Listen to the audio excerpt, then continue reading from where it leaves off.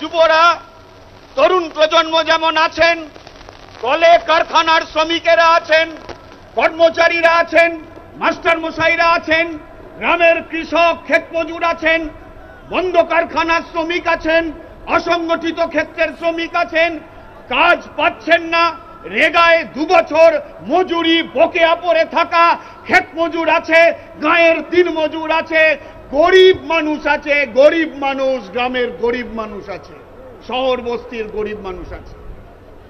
এরা সবাই সাড়া দিয়েছে।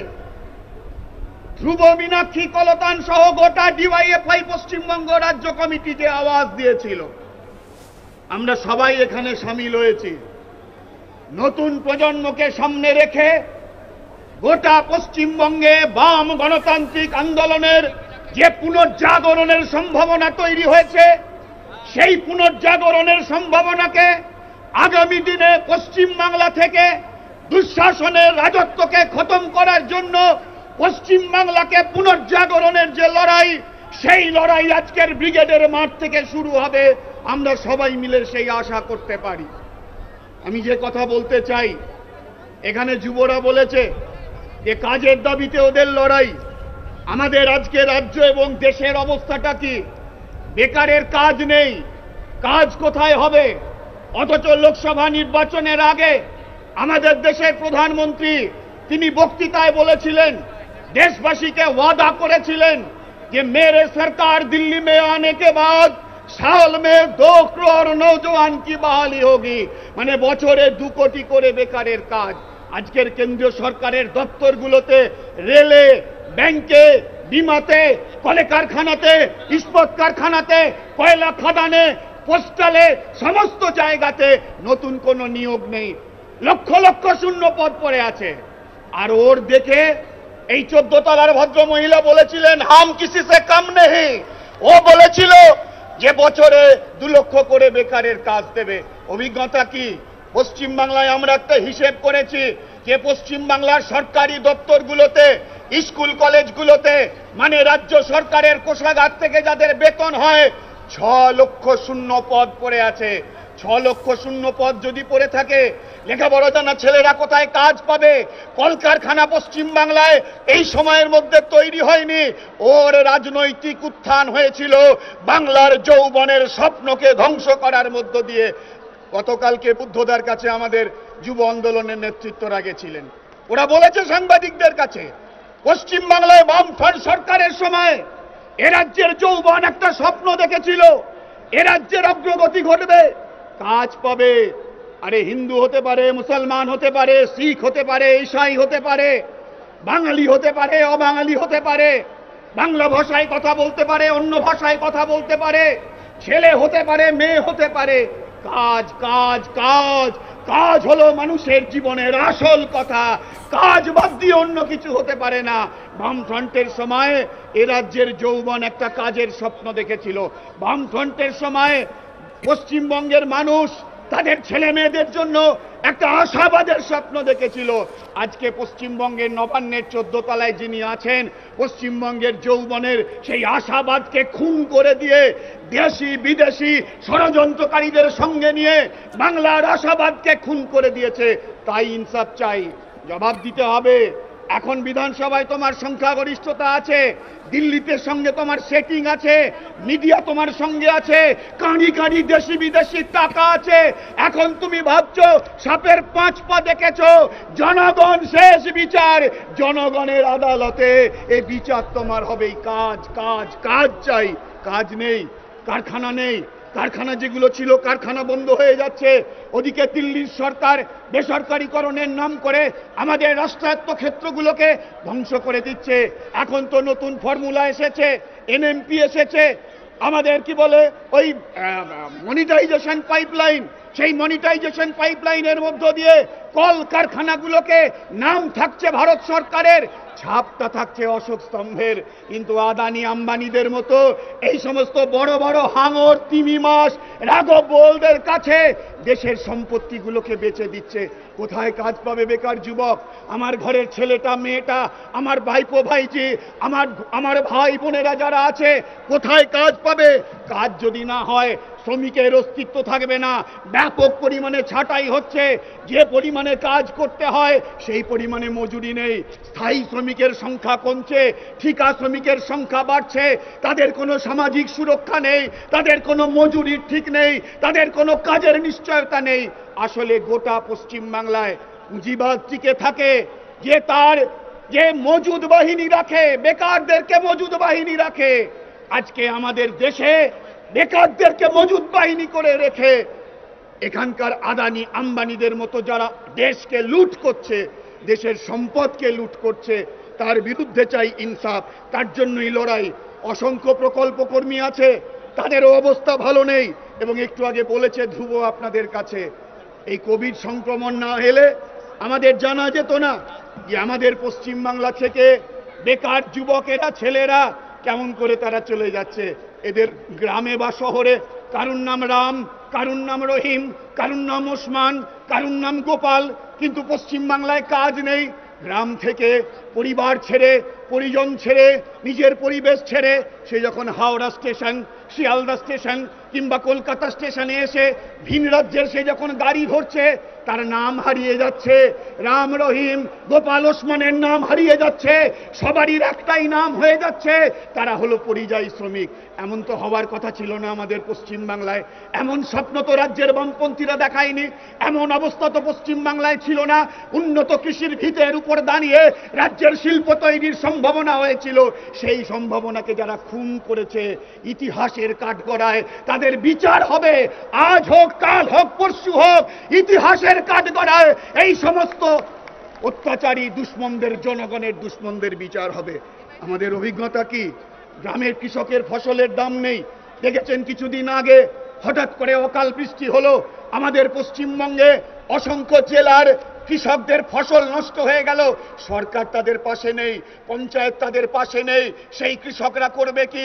এমনিতেই চাষ করতে যা খরচ, আর বাজারে ফসলের দাম হয় না। ফলে কৃষক এমনিতেই আজকে সংকটের মধ্যে আছে। কৃষি আজকে অলাভজনক অবস্থায় পরিণত হয়েছে। যার অন্য কিছু নেই সে কৃষিতে কাজ করতে বাধ্য হচ্ছে। এমন তো হবার কথা নেই। কৃষিকে রক্ষা করতে হবে, কৃষককে রক্ষা করতে হবে, সরকারকে, পঞ্চায়েতকে তার পাশে দাঁড়াতে হবে। তার সঙ্গে সঙ্গে কারখানা করতে হবে, শিল্প করতে হবে। কারখানা যদি না হয়, শিল্প যদি না হয়, বেকার যুবকের কাজের কোনো পরিবেশ তৈরি হবে না। তাই এই লড়াই। আমাদের অভিজ্ঞতা কি? ক্ষেতমজুরদের মজুরি নেই, কৃষিতে কাজ কম হচ্ছে, স্বাভাবিকভাবে ক্ষেতমজুরদের কাজ কমে যাচ্ছে। আপনারা জানেন যে বামপন্থীরা যখন ইউপিএ 1-কে সমর্থন দিয়েছিল, সেই সময় আমাদের দেশে গ্রামীণ কর্মসংস্থান আইন, রেগা তৈরি হয়েছিল। ভারতবর্ষের বুকে প্রথম একটা আইন, যে আইনের মধ্য দিয়ে কাজের কথা বলেছিল। আজকে 2 বছর ধরে পশ্চিমবঙ্গে রেগার কাজ বন্ধ। কেন? না দিল্লি টাকা দিচ্ছে না। তৃণমূল বলছে দিল্লি টাকা দিচ্ছে না, বিজেপি বলছে চুরি করেছে, কি করে টাকা দেব? আরে তৃণমূল চোর, এ কি কোনো নতুন কথা নাকি? বিধানসভায় যে বিরোধী দলের নেতা আজকে গলাবাজি করেন, কথা বলতে বলতে তৃণমূলী চোটবাটপাটদের যদি পেট থেকে ঢেকুর ওঠে, তাহলে সেই ঢেকুরে দুর্নীতির যে দুর্গন্ধ বেরোয়, আর বিধানসভায় বিরোধী দলের নেতা আজকে বিজেপির জামা পরে আছে, তিনি কথা বলতে বলতে যে ঢেকুর ওঠে, তাতে দুর্নীতির গন্ধটা কি আলাদা? কবে তৃণমূল, কবে বিজেপি কেউ জানে না। কি বলছে? চুরি হয়েছে। নতুন কথা নাকি? নতুন কথা যে চুরি হয়েছে? নতুন তো কথা নয়। আরে কে চোর নয়? তৃণমূল চোর, বিজেপি চোর। কে চোর নয়? ওদের তুতু মেয়ে চলছে, চোরি চোরি, ছুপকে ছুপকে। গ্রামের কৃষক, ক্ষেত মজুর মরছে। আরে সব শালাই চোর, এরা আলাদা কিছু নয়। তৃণমূলটাও যেমন চোর, বিজেপিটাও তেমন চোর। কেন গ্রামের ক্ষেত মজুররা যারা 100 দিনের কাজ করতো, কেন তাদের কাজ হবে না? যদি দিল্লি টাকা না দেয়, তুমি কেন মামলা করছো না? সরকারি কর্মচারী, মাস্টার মশাইদের ডিএ আটকানোর জন্য তুমি জনগণের পকেটের টাকা নিয়ে তুমি সুপ্রিম কোর্টে মামলা করতে পারো। আর 100 দিনের টাকা যদি তোমাকে আটকে দেয়, তুমি কেন মামলা করছো না? আসলে ওরা জানে আসলটা কি, আর বিজেপি বড় বড় ডায়ালগ মারছে। তাহলে যদি দুর্নীতি হয়, আর 100 দিনের প্রকল্প, দিল্লির প্রকল্প, এই প্রকল্পের জেলায় নোডাল অফিসার ডিএম কিংবা কোনো একজন অ্যাডিশনাল ডিস্ট্রিক্ট ম্যাজিস্ট্রেট, এই সময়ের মধ্যে তৃণমূলের জেলা পরিষদের সভাধিপতি পঞ্চায়েত সমিতির সভাপতি, গ্রাম পঞ্চায়েতের প্রধান, কার বিরুদ্ধে 100 দিনের টাকা মারা, আবাস যোজনার টাকা মারা, কার বিরুদ্ধে দিল্লি তুমি এফআইআর করেছো? আসলে কুস্তি, ভেতরে ভেতরে দোস্তি, ওপরে কুস্তি করে কয়েক বছর ধরে যে বাংলার মানুষকে ওরা ভাগ করে রেখেছে, ওরা ভাবছে বাংলার মানুষকে সেই ভাগের জায়গাতেই দাঁড় করাবে। কাজ চাই কাজ, এগুলো সব না ইনসাফি।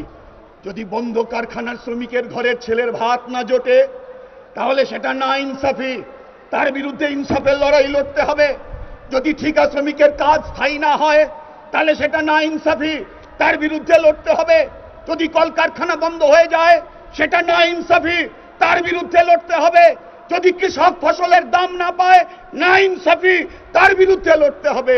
100 দিনের টাকা আটকে রেখেছো, দুর্নীতি বন্ধ করতে পারছো না, এটা না ইনসাফি, তার বিরুদ্ধে লড়তে হবে।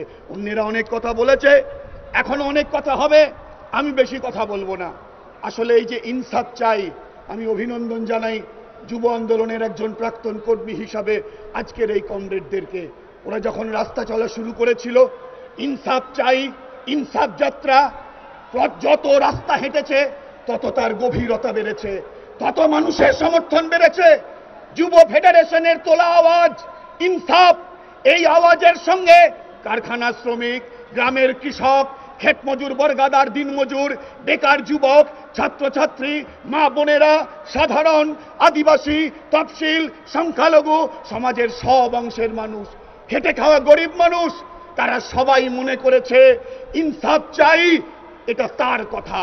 আনিস খানের বাবা মনে করেছে ইনসাফ চাই, রাজিবুলের বাবা মনে করেছে ইনসাফ চাই, শালকুশরণের মা মনে করেছে ইনসাফ চাই। ইনসাফ তো চাই, গরিব খেটে খাওয়া মানুষের ভালো করে বাঁচার রাস্তায় যে কটা বাধা তৈরি হবে সব কটাই হলো না ইনসাফি। আর এই বাধাগুলোকে ভেঙে দেবার যে লড়াই, সেই সব কটা লড়াই হলো ইনসাফের লড়াই। মানুষের মুখ খুলছে, মানুষ অভিজ্ঞতায় বুঝছে তৃণমূল দিয়ে বিজেপি যাবে না, বিজেপি দিয়ে তৃণমূল যাবে না। বিজেপিকে হারাতে হবে গোটা দেশে, আরএসএসকে হারাতে হবে, ওদেরকে বিচ্ছিন্ন করতে হবে। আর এই কাজ যদি করতে হয় বাংলায় তৃণমূলকে দিয়ে হবে না, কারণ তৃণমূল পার্টিটাও চলে নাগপুরের তৈরি করা প্রেসক্রিপশনের মধ্য দিয়ে। আমি জানি না আপনাদের এই ব্রিগেড সমাবেশকে ঢেকে দেবার জন্য নাগপুরের প্রেসক্রিপশনে এখন কোথায় কি হচ্ছে বলতে পারবো না।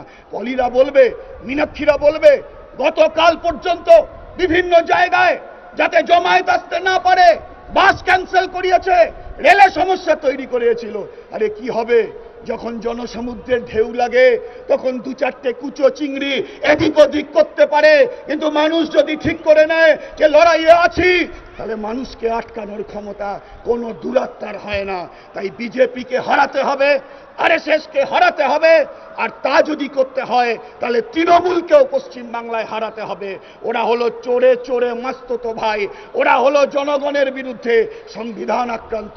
তাই আমার শেষ কথা হলো এই যে এখানে তেরঙ্গা ঝান্ডাটা ঝুলছে, উঠছে, আমাদের দেশের তেরঙ্গা ঝান্ডা, আজকে বামপন্থীদের দায়িত্ব হলো আরএসএস বিজেপি এই তেরঙ্গা ঝান্ডাটাকে ভাঙতে চাইছে, ভারতের সংবিধানকে ভাঙতে চাইছে, ভারতবর্ষের বৈচিত্র্যের মধ্যে ঐক্যকে ভাঙতে চাইছে। এগুলো ভাঙতে চাইছে এই কারণে যে মানুষের মধ্যে যদি জাতের নামে, ধর্মের নামে বিভাজন করে দিতে পারে তাহলে আদানিতন্ত্র, আম্বানিতন্ত্র কায়েম করা যাবে। আমরা আদানিতন্ত্রের বিরুদ্ধে, আমরা আম্বানিতন্ত্রের বিরুদ্ধে, আমরা ভারতের বহুত্ববাদী বৈচিত্র্যের মধ্যে ঐক্য, প্রজাতন্ত্রের পক্ষে। তাই মেহনতি মানুষের, ছাত্র যুবদের ভবিষ্যতের লড়াইকে জারি রাখার জন্যই আজকের বামপন্থীদের দেশের সংবিধান আর এই তেরঙ্গাকে রক্ষা করতে হবে। আজকে তেরঙ্গা রক্ষার দায়িত্ব বামপন্থীদের নিতে হবে, বামপন্থীরা সেই দায়িত্ব নিয়েছে। আজকে দেশ রক্ষার লড়াইয়ে এই ব্রিগেড প্যারেড গ্রাউন্ডের ঐতিহাসিক সমাবেশ, ডিওয়াইএফআই পশ্চিমবঙ্গ রাজ্য কমিটি 16টা বছর পরে আবার এই এত বড় সমাবেশ করেছে। একজন প্রাক্তনী হিসেবে এবং এ রাজ্যের মেহনতি মানুষের লড়াইয়ের একজন সৈনিক হিসাবে আমরা অভিনন্দন জানাই, আমরা লাল সালাম জানাই। এই ব্রিগেড আগামী দিনে পশ্চিম বাংলায় লড়াইয়ের নতুন বার্তা দেবে। সেলিমদা বলবেন, আমি একটাই কথা বলি, ব্রিগেডের এই কুল ছাপানো সমাবেশ, এবার ফিরে যেতে হবে বুথে, বুথে ব্রিগেড করতে হবে, বুথে তৃণমূল বিজেপির বিরুদ্ধে লড়াই করতে হবে, বুথে নিজেদের শক্তি তৈরি করতে হবে। আমার চেয়ে যারা বয়সে বড় তাদেরকে শ্রদ্ধা জানিয়ে, বাকিদেরকে অভিনন্দন জানিয়ে আমার কথা শেষ করছি। ইনকিলাব জিন্দাবাদ।